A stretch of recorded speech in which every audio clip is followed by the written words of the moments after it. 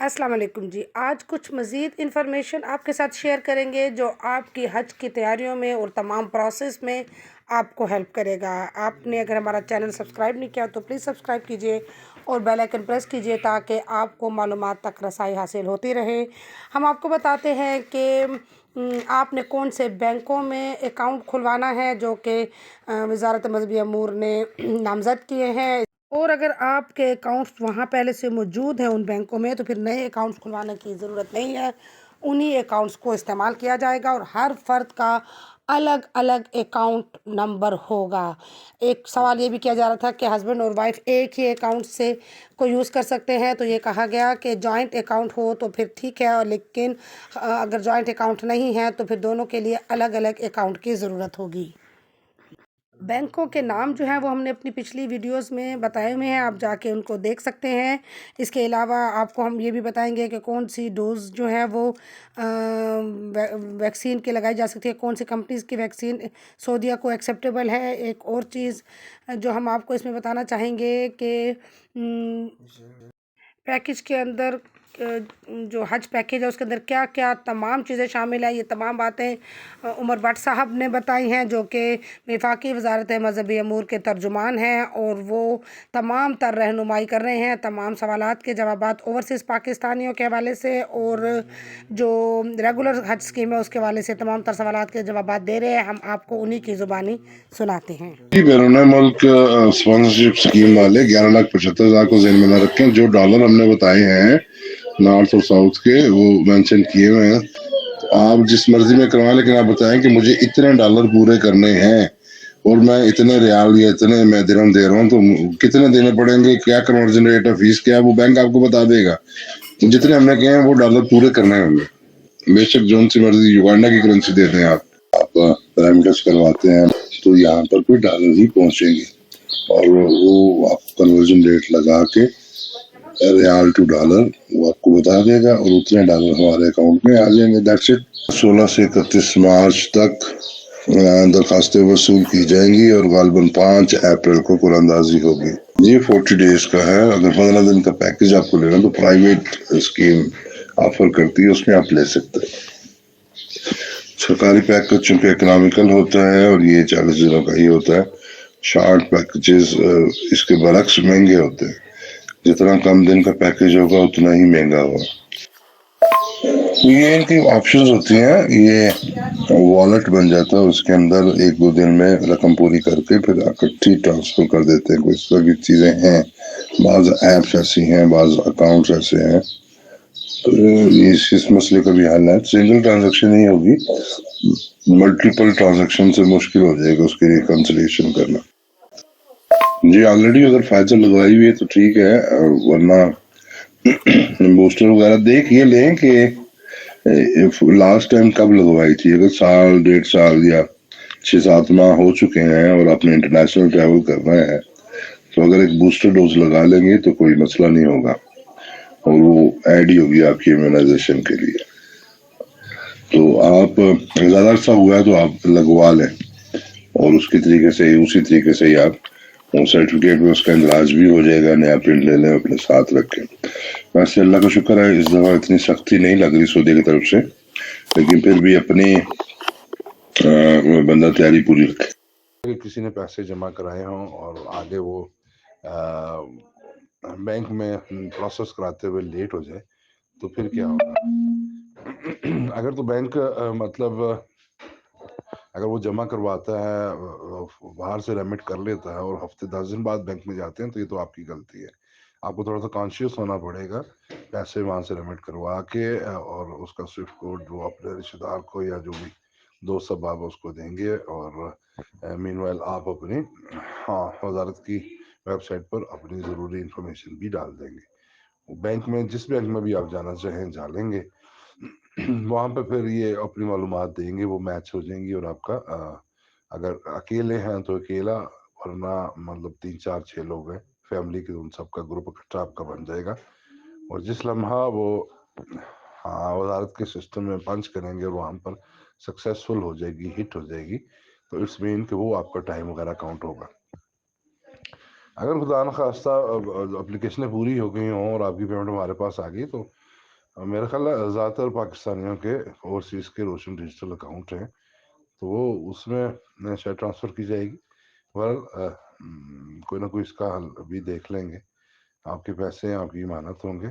Government Pakistan کے پاس پیسے کہیں نہیں جاتے، خصوصاً وزارت مذہبی امور کے پاس. تو بہرحال یہ متعلقہ کام سے پوچھ کے اس میں بھی اپڈیٹ کر دیں گے.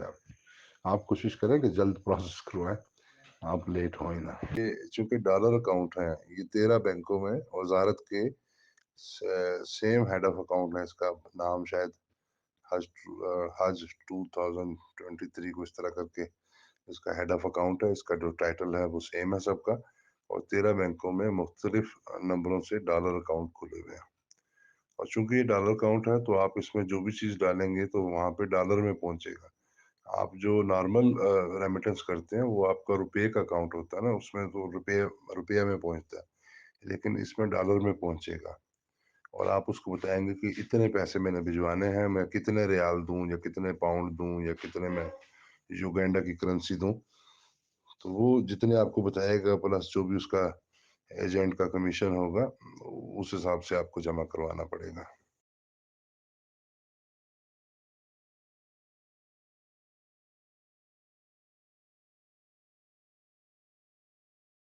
کہ اسپانسرشپ اسکیم کا گروپ علیحدہ بنے گا اور ریگولر اسکیم کا گروپ الگ بنے گا. اور اگر خوش قسمتی سے یہ ریگولر والے اور اسپانسرشپ والے یہ دونوں کامیاب ہو جائیں تو اس کے بعد آپ درخواست دے سکتے ہیں بینک کے تھرو کہ آپ کا گروپ ایک کر دیا جائے.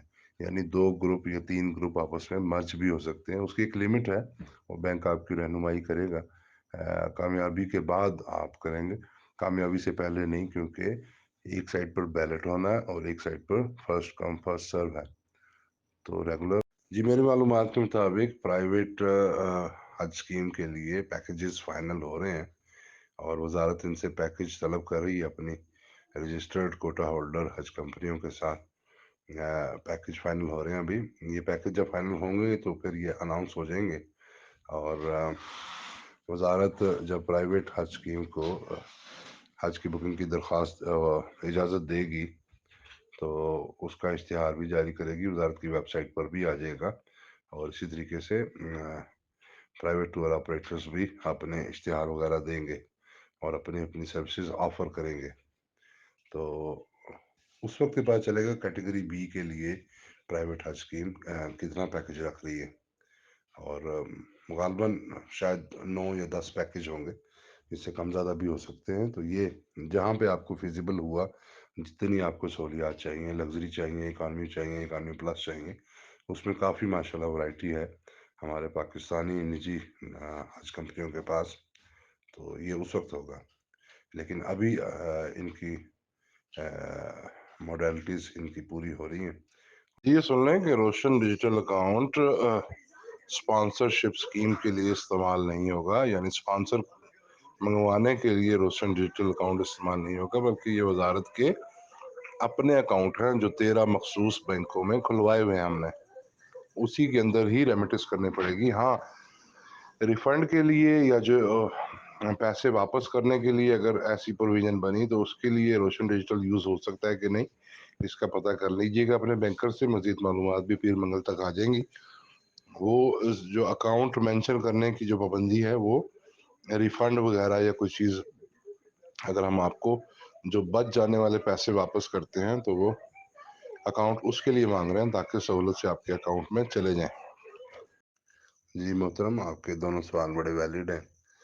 اس میں یہ ہے کہ اوورسیز کیونکہ یہ فرسٹ ٹائم ہوا ہے اور اس لیے زیادہ کوشچن اوورسیز کے بارے میں آ رہے ہیں. تو آپ کو بتا دوں کہ بالکل اگر خدا نخواستہ کسی وجہ سے آپ نہیں جانا چاہ رہے اور آپ اپنے پیسے ریفنڈ کرنا چاہ رہے ہیں تو سسٹم میں اس کی پروویژن موجود ہے. اور وہ اس طریقے سے ہے کہ دیکھیں، اگر آپ فلائٹ شیڈیول آنے کے بعد یا بلڈنگ کی بکنگ کے بعد آپ کینسل کرواتے ہیں تو شاید آپ کی کچھ ڈیڈکشن ہوگی. اگر اس سے پہلے آپ کرتے ہیں تو پھر نہیں ہوگی. اور جو ڈالر اکاؤنٹ ہے اس سے ظاہر ہے ہم باہر تو نہیں بھجوائیں گے، لیکن پاکستان میں آپ جو بھی اکاؤنٹ کہیں یا کیش میں آپ لینا چاہیں تو وہ لے سکتے ہیں. اسی لیے ترجیحاً کہا ہم نے کہ तमाम दरख्वास्त गुजार अपने पाकिस्तान के अकाउंट मेंशन करें और हर एक बंदे का अपना अकाउंट होना ज़रूरी है नंबर। और ओवरसीज़ को ये रिलैक्सेशन है कि उनको कैश में भी वापस हो जाएंगे, और ज़ाहिरी बात है उनको खुद ही होंगे, या फिर जो एक सिलसिला है अथॉरिटी लेटर का आप बेहतर समझते हैं उस तरीके से हो जाएगा।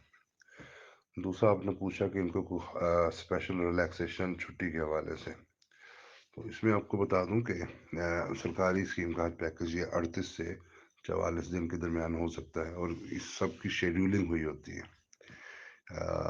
जो पहली 15 दिन की फ़्लाइटें हैं यानी यकम ज़िलक़ादा से 15 ज़िलक़ादा तक वो अमूमन मदीना मुनव्वरा लैंड करती हैं।